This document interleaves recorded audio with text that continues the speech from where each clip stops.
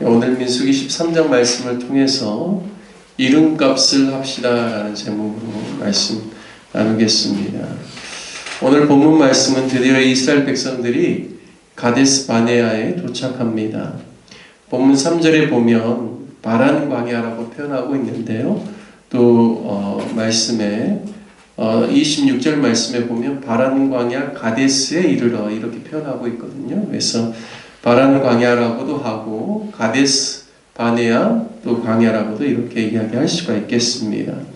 바로 이곳은 헤브론에서 남쪽으로 약 120km 정도 떨어진 그러한 곳입니다. 그래서 어떻게 보면 굉장히 이 이스라엘 접경 아래쪽에 있다라고 그렇게 볼 수가 있겠습니다.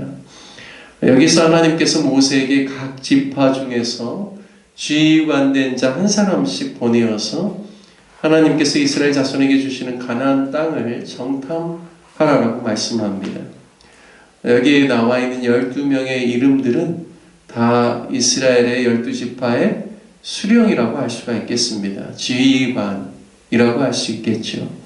하지만 민수기 1장에 보면 이스라엘 백성들의 20세 이상의 남자로 전쟁에 나갈 만한 사람들의 수를 계수할 때 그때도 12명의 수령들을 뽑았거든요. 근데 그 수령들의 이름과 오늘 본문에 나와 있는 이름은 전혀 다른 이름입니다.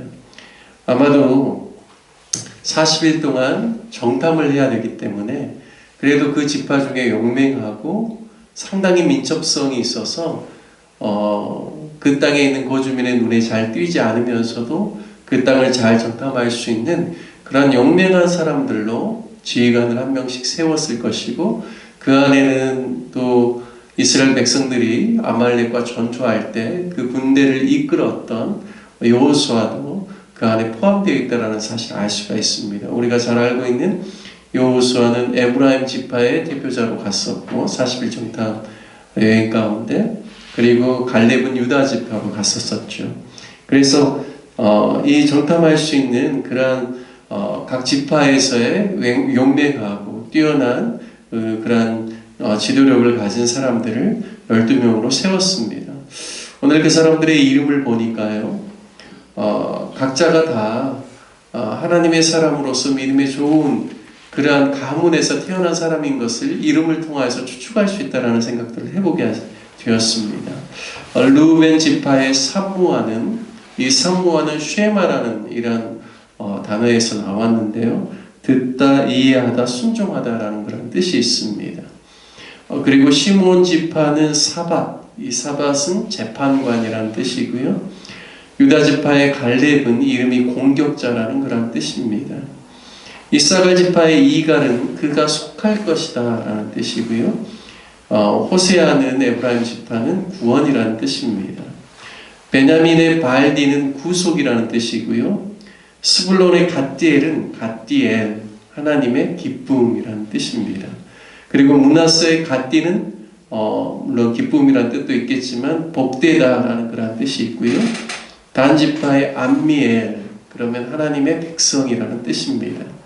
아셀 지파의 수둘은 감추어진 비밀이라는 이런 뜻이고요. 납달리의 나비는 숨기다. 그래서 나비가 선지자를 의미하기도 하거든요. 이 숨겨진 것을 밝게 드러내는 하나님의 비밀한 것을 말하는 자라는 그런 뜻입니다. 가지파의 그웰은 하나님은 여호와는 도움이시다라는 이런 뜻입니다. 그래서 이름 하나하나가 참 얼마나 하나님의 백성으로서의 그 기대가 담겨 있고 소망이 담겨 있고 신앙이 담겨 있는지를 우리가 알 수가 있습니다. 그런데 이들이 가나안 땅의 정탐을 명받고 탐지하러 갑니다. 16절 이하에 보면 모세가 그 땅을 탐지할 때 그 땅 거민이 강한지 약한지 그리고 많은지 적은지를 보라고 합니다. 그 땅이 좋은 땅인지 좋은지 나쁜지 그리고 성읍이 진영에 있는지 그리고 산성에 있는지 산지에 있는지 토지가 비옥한지 마른지 그리고 그 땅의 실과를 가져오라라고 명하였죠. 놀랍게도 에스골 골짜기에서 포도송이가 달린 가지를 베어 둘이 막대기에 끼워매고 성유와 무화과를 따서 가져왔다라고 말합니다. 그러니까 그 땅의 실과가 얼마나 아름답고 얼마나 충실한지를 그걸 보고 모든 사람들이 놀랐을 것입니다. 아, 과연 하나님께서 말씀하신 젖과 꿀이 흐르는 그러한 땅이구나라는 그런 마음들이 그들이 가지고 온 실과를 통하여서 그들이 눈으로 보고 느꼈겠죠. 이들이 그 정탐 40일 동안 12명의 정탐꾼들이 가데스 바네아의 바람 광야에서 진 광야를 거쳐서 이스라엘의 영토 최남단 아래에 위치한 네게브를 지나서 헤브론을 거쳐서 오늘 본문에 보면 갈릴리 북부에 있는 두로에 가까운 하맛 어귀 르홉까지 정탐을 하고 돌아옵니다. 그러니까 이 이스라엘이 앞으로 이제 그 취해야 될 땅의 최남단, 팔레스타인의 최남단에서부터 갈릴리 북부 지역에 이르는 최북단까지 40일 동안 전체를 다 이렇게 정탐하고 돌아온 것이죠. 26절에 보면 바람광야 가데스에 이르러 모세와 아론과 이스라엘 자손의 온 회중에게 나와서 보고하며 그 땅의 과일을 보여줍니다.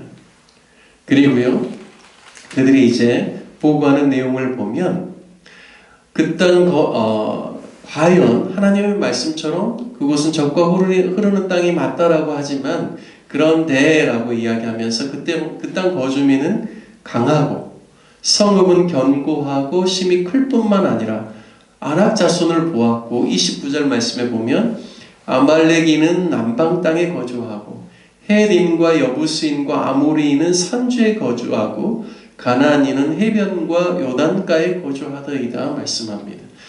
이 말씀은요 팩트입니다. 그들이 본 바를 아주 사실적으로 표현한 것이죠.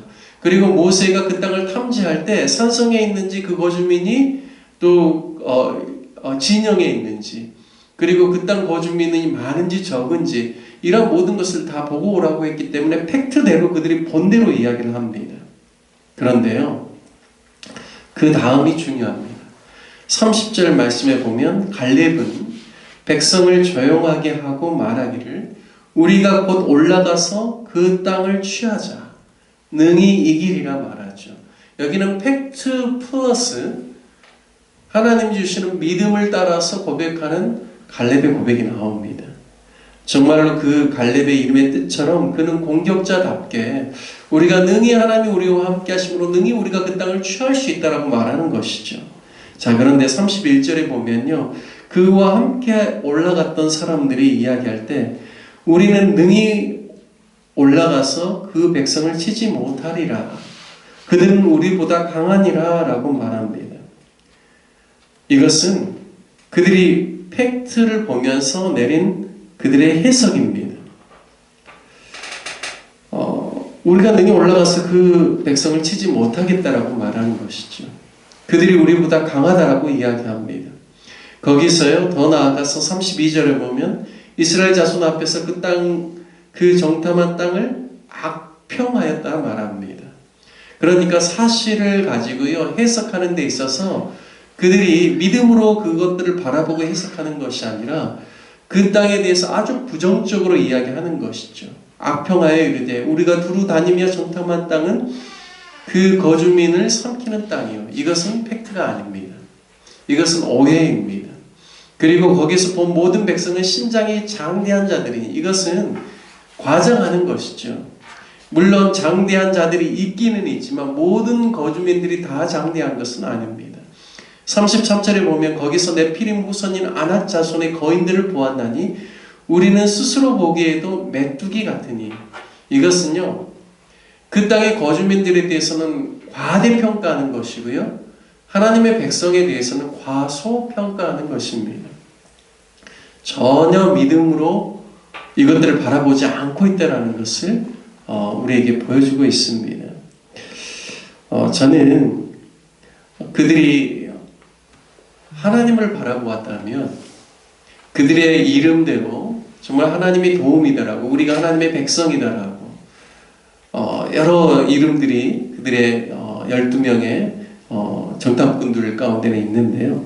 그들이 정말 믿음으로 주님을 보았다면 그와 같이 이야기할 수 있을까를 생각해 보게 됩니다. 왜냐하면 가나안 7족속보다도 하나님께서 애굽에서 그들을 이끌어내실 때는 훨씬 애굽 땅은 당시의 제국입니다.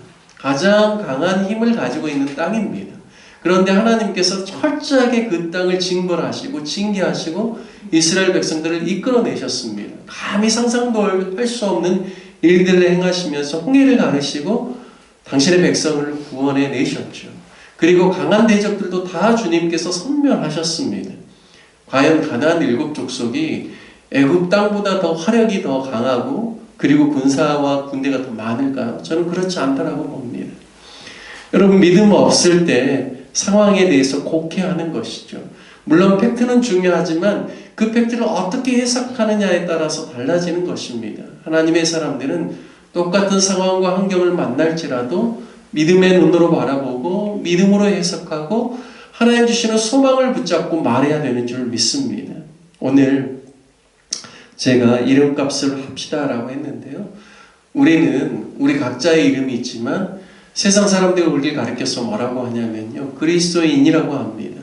이것은 그리스도인은 우리 스스로가 붙인 이름이 아니라요, 사도행전에 보면 이 안디옥에 그리고 주변에 있는 사람들이 안디옥 교회의 사람들을 가리켜서 그리스도인이라고 그렇게 이름을 명칭을 붙여주었습니다. 저와 여러분도 마찬가지죠. 각자의 이름이 있기 전에 우리는 세상 사람들 가운데서는 우리가 그리스도인으로 살아가는 것이죠. 그러면 우리는 그리스도께 속한 사람들입니다. 예수님의 사람들인 것이죠.